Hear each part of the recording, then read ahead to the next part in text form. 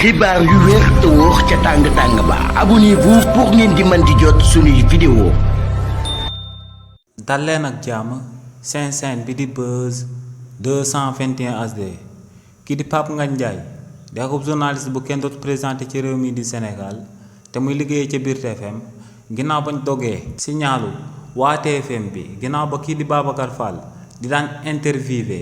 kii di Madiambal Diagne te ba tey signal boobee delloosi wuñ ko kii di Pape Ngagne Ndiaye daal dinay xamal sénégalais yi que ne li ni mel du lenn lu dul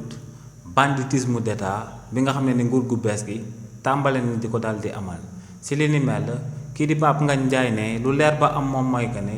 dégg nañ waa CNRA mi nga xam ne ñoom rek ñoom ñoo am sañ-sañu daal di dog ay signalu télé wala rajo ci réewu Sénégal ñooñee daal di fësal akub communiqué daal di xamal sénégalais yi que ne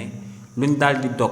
signal ci biir télévision bi ñu dippee TFM ak télévision bi ñu dippee 7TV ginnaaw ba ñooñee interviewé kii di Madiambal Diagne que ne ñooñee ñoom seen yoon nekku ci te coupé wuñ tey coupé wuñ signalu ñaari télé yooyee ba noppi ñoom seen wàllu bopp waa CNRA ñoo ngi sàkku ci nguur gi nu mu gën a gaawee ñu delloo si waat signalu waa TFM ak waa 7TV ne communiqué boobee waa CNRA daal di fësal doy na daal di firndeel que ne